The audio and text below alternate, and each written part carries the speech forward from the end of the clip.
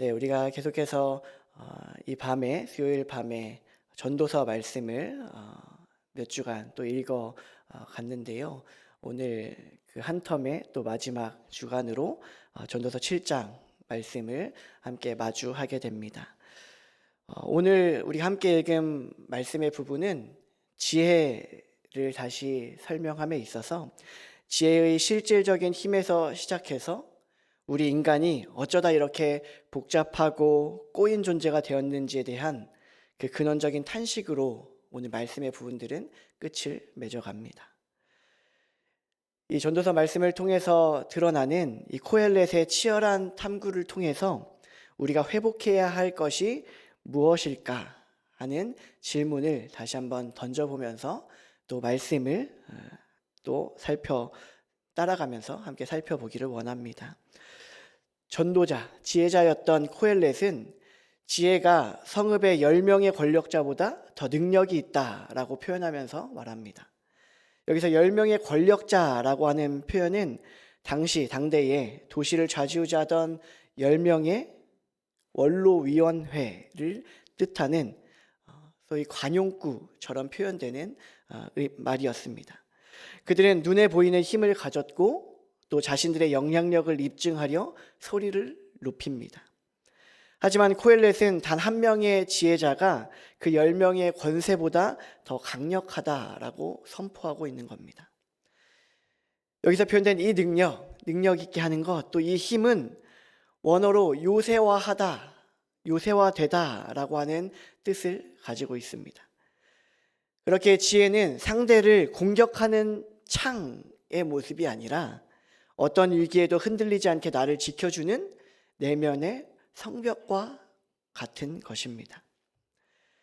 진짜 지혜라고 하는 것, 하나님으로부터 오는 지혜는 자기를 드러내는 권력이 아니라 자기를 비워서 평화를 만드는 힘이라는 것이지요.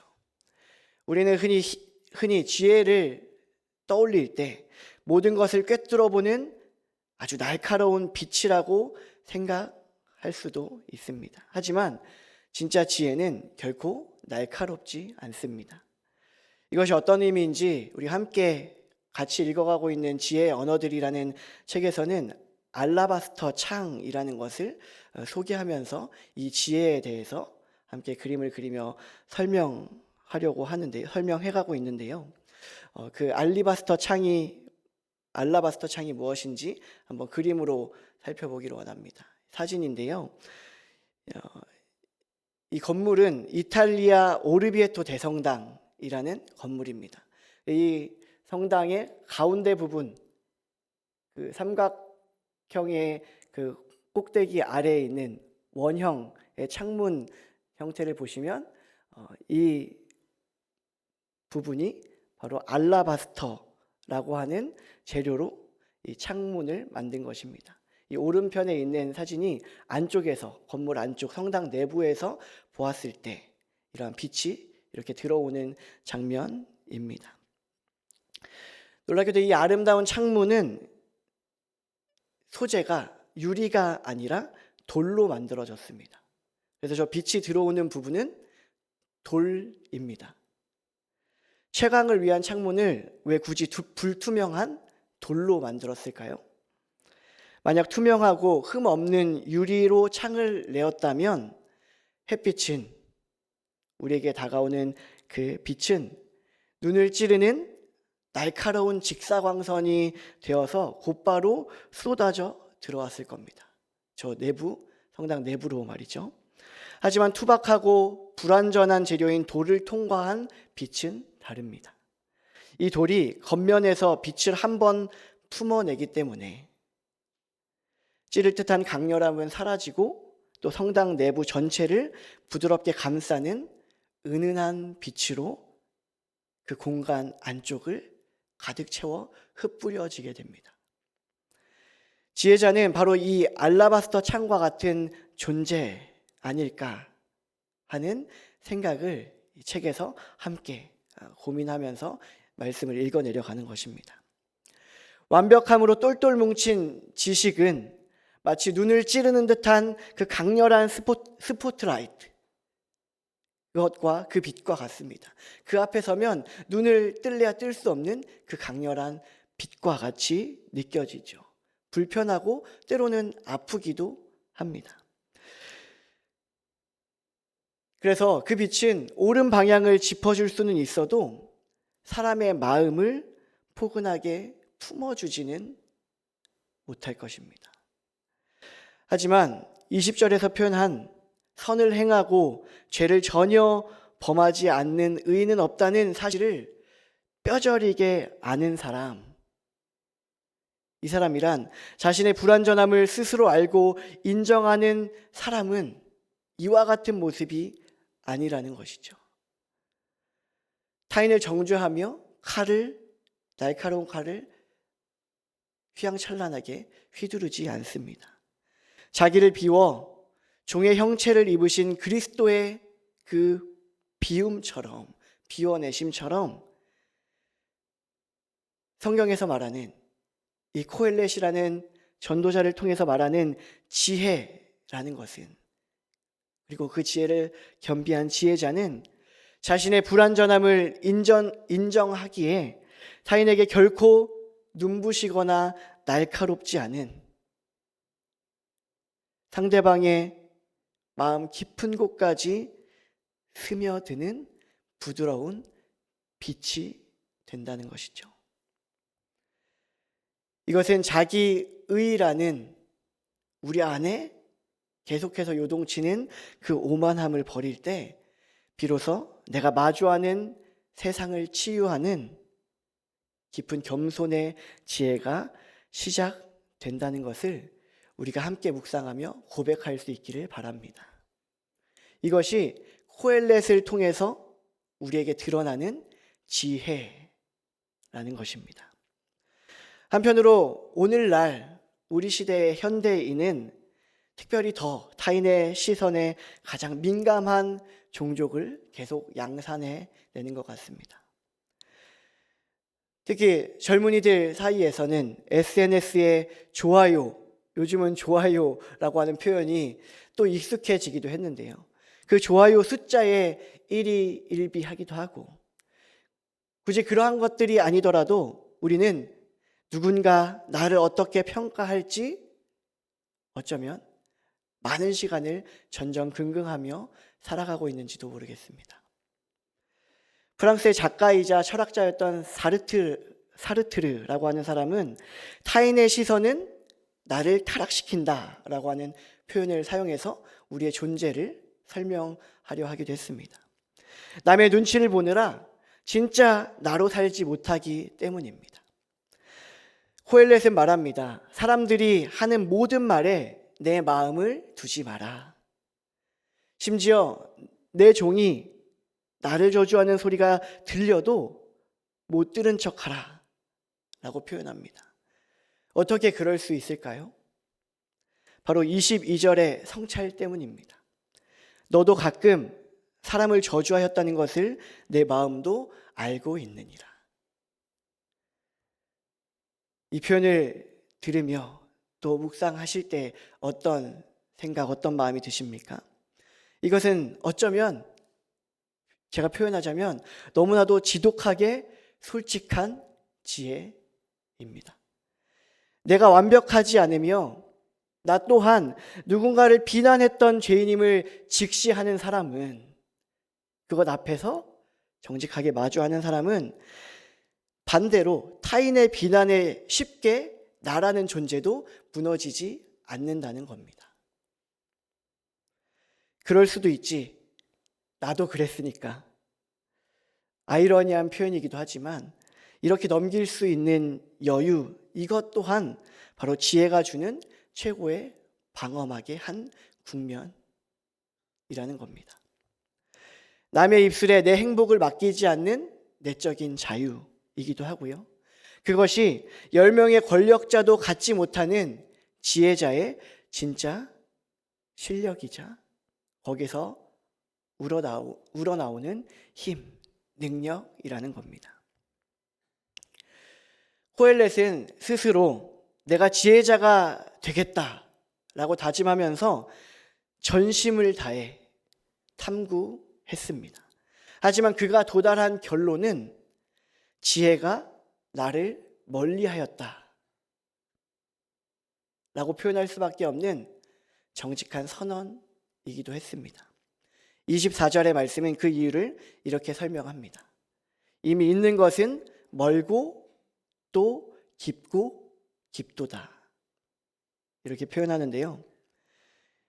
히브리어에서 같은 단어를 반복하는 것은 그 표현 중에서 최상급의 표현 방법이기도 합니다.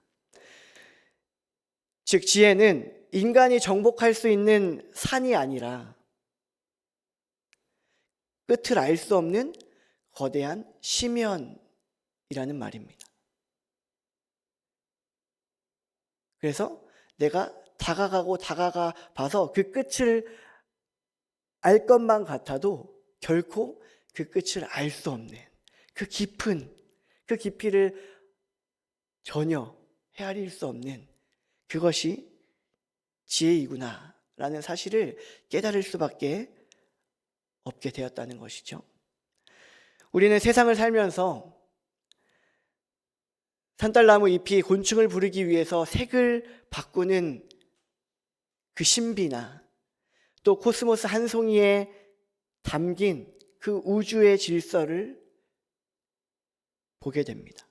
이 신비하고 놀라운 우주 앞에서 지혜자가 취할 태도는 그래서 그것을 모두 다 알아냈다, 소위 내가 그것을 정복했다라고 하는 그 성취감이 아니라 그 앞에서 경탄하는 것일 수밖에 없습니다.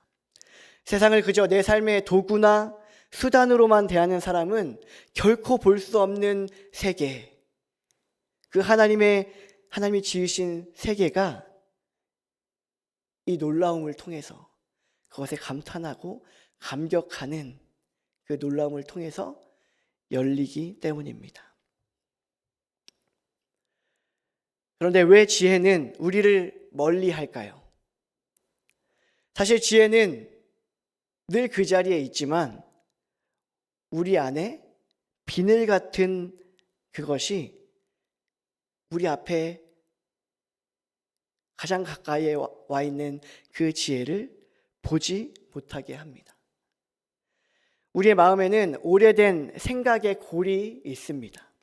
비가 오면 빗물이 원래 파여있던 그 골을 따라 흐르는 것처럼 우리는 보고 싶은 것만 보고 믿고 싶은 것만 믿습니다. 그것을 표현하자면 확증 편향이라는 단어로 설명하기도 합니다. 그 확증 편향에 우리는 갇혀 살아가기 일쑤입니다. 다메섹 도상에서 사울의 눈에 껴있던 그 비늘이 벗겨졌을 때 비로소 진리가 보였던 것처럼 그 앞에 계셨던 예수 그리스도가 분명하게 드러나 보였던 것처럼 우리를 지배하는 고정관념 또 편견, 이러한 비늘이 벗겨지지 않으면 지혜는 영원히 멀고 깊은 것으로 우리의 삶에 남게 될 뿐입니다. 지혜자가 된다는 것은 그래서 내가 가진 그 생각의 골이 틀릴 수 있음을 인정하고 매일 날마다 우리에게 주시는 그 삶의 순간마다 그 비늘을 벗겨내는 어쩌면 고통스러운 작업을 멈추지 않는 것입니다. 그 과정에 지혜가 있음을 믿음으로 고백하시기 바랍니다. 그리고 그 지혜가 내 눈이 벗겨지고 내 눈에 비늘이 벗겨져서 그 지혜가 내 앞에 여전히 다가와 있음을 발견하고 알아가는 우리의 삶의 시간들이 될 수 있기를 간절히 바랍니다. 코엘렛은 지혜를 탐구하는 과정에서 뜻밖에도 악의 실체를 목격합니다. 그는 악한 것이 어리석은 것이고 또 어리석은 것이 곧 미친 것이다 라고 하는 표현을 사용하면서 그것을 깨달았음을 고백합니다. 어리석음과 이 광기는 전도서 말씀에서도 늘 짝을 이루어 등장하는 소위 이란성 쌍둥이로 표현하는 그러한 모습과 같은데요. 잠언 27장의 말씀의 표현으로 미련한 자를 절구에 넣고 공의로 찌을지라도 그의 미련은 벗겨지지 아니하느니라. 이처럼 악인의 어리석음이라고 하는 것은 단순히 지능이 낮고 지능의 문제가 아니라 교정되지 않는 고집이라는 겁니다. 자기 행위가 바르다고 믿는 그 미련한 열정이 폭력을 낳습니다. 그리고 그 폭력이 우리가 마주하는 세상을 광기로 몰아넣습니다. 지혜는 그 광기 어린 질주를 멈추게 하는 유일한 제동장치입니다. 지혜로운 사람은 자신의 무지를 알기에 겸손하지만 어리석은 자는 자신의 악을 정당화하기에 광포해질 수밖에 없다는 말입니다. 우리는 이 멀고 깊은 세계를 여전히 계속해서 암중모색하면서 어두워서 잘 보이지 않는 그 상황에 있지만 그 길을 심혈을 기울여 걸어가는 존재들임을 잊지 말아야 합니다. 그 겸손한 더듬거림 속에서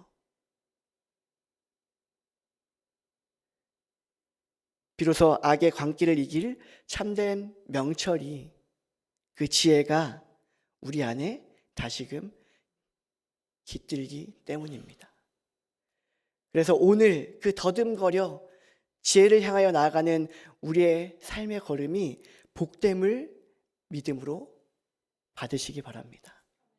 그리고 하나님 앞에서 내 삶의 걸음이 때로는 쉽지 않은 그 더듬거리는 걸음을 걸어갈지라도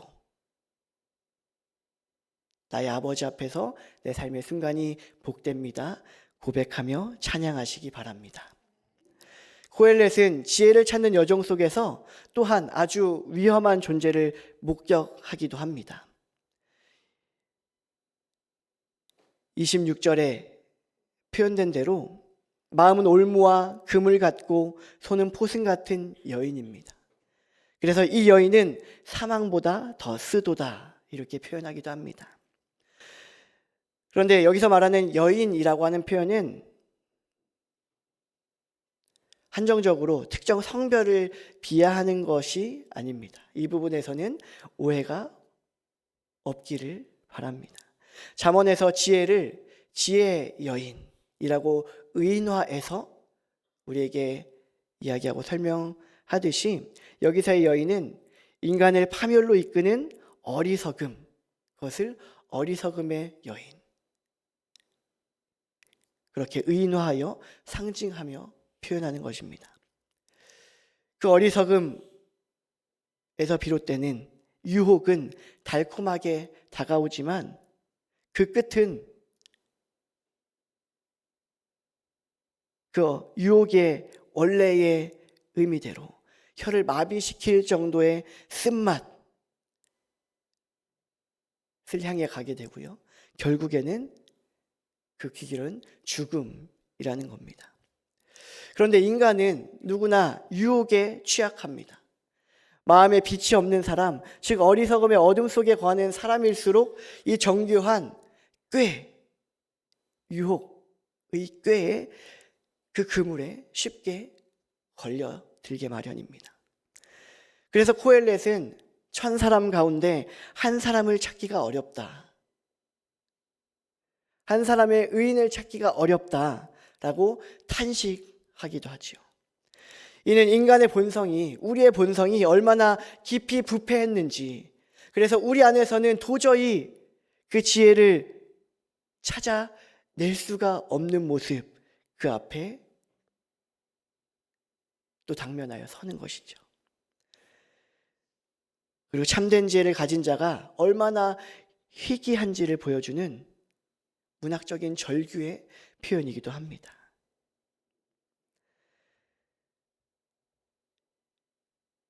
이렇게 코엘렛이 치열한 연구 끝에 깨달아가는, 발견해내는 단 한 가지의 진리는 이것이었습니다. 하나님은 사람을 정직하게 지으셨다라는 것입니다. 여기서 정직이라고 번역된 말은 단순히 거짓말을 안 한다와 같은 이러한 도덕적 의미를 넘어서서 곧다, 평탄하다, 단순하다라고 하는 뜻, 그 의미를 가집니다. 하나님이 처음 인간을 만드셨을 때 우리의 영혼은 꼬인 구석 없이 매끄럽고 단순했습니다. 하나님 한 분만으로 충분했고 그분 앞에서 그 본분대로 겸손함으로 살아가는 그것이 충만하고 충분했습니다.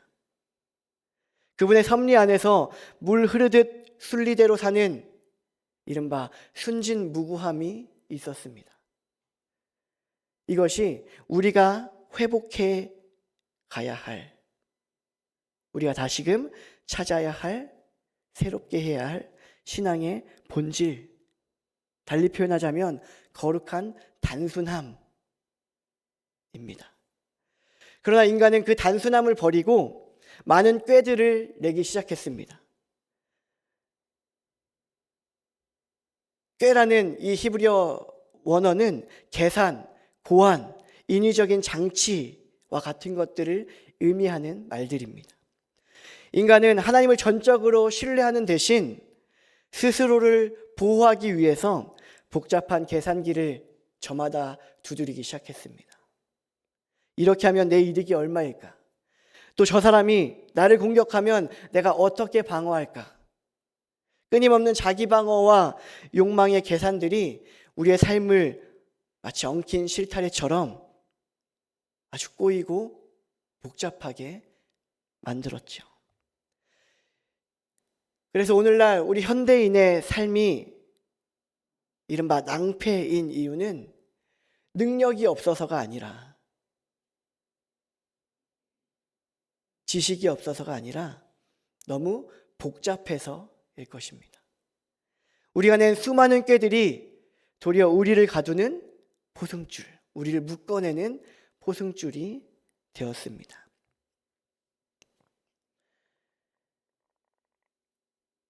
이러한 우리의 삶에서 우리는 오늘 무엇을 잃어버렸을까요? 우리는 너무 많은 지식을 가졌지만 정작 사람을 살리는 지혜는 잃었습니다. 너무 많은 꾀를 가졌지만 하나님 앞에 선 정직한 단순함은 잃어버렸습니다. 지혜는 복잡한 문제를 더 복잡하게 푸는 기술이 아닙니다. 어떻게 이 복잡한 실타래를, 우리의 삶의 이 실타래를 풀 수 있을까요? 또 풀어갈 수 있을까요? 고헬렛은 다시금 하나님을 경외하는 것, 하나님 경외라고 하는 것을 우리에게 대안으로 제시합니다. 하나님을 경외한다는 것은 내 손에 든 계산기를 내려놓는 것입니다. 하나님을 경외함으로 내 속에 복잡한 계산들을 내려놓고 창조주께서, 우리를 지으신 하나님께서 처음 우리를 지으셨던 그 고든 마음으로 돌아가는 것입니다. 내 복잡한 꾀가 나를 구원할 수 없음을, 나를 살려낼 수 없음을, 나를 잘 살게 할 수 없음을 인정하고, 그것을 인정한 후에 나를 지으신 창조주께서 처음 우리에게 주셨던 그 고든 마음으로 돌아가는 것 말입니다. 단순함으로 돌아가는 겁니다. 하나님 앞에서는 그 단순함입니다. 여러분의 인생의 그 삶의 시간들을 걸어가시면서 때로는 많은 부분, 때로는 어떤 한 영역, 한 부분마다 꼬여 있다고 느껴지는 삶의 영역들, 또 우리의 모습들이 있습니까? 그렇다면 더 정교한 꾀를 내어서 그것을 풀려고 하지 마십시오. 또한 남들의 시선이라는 감옥에서 나올 수 있기를 바랍니다. 그리고 스스로 완벽해지려는 오만을 버릴 수 있기를 간절히 바랍니다. 그리고 엉킨 실타래를 붙들고 씨름하는 대신에 오히려 하나님 앞에서 가장 단순해지는 우리가 되기를 간절히 바랍니다. 나를 지으신 하나님, 그분 앞에 서서 살아가는 가장 단순하고 정직한 마음이 우리 안에 회복되기를, 그래서 하나님이 우리 안에 충만하시기를 간절히 바랍니다.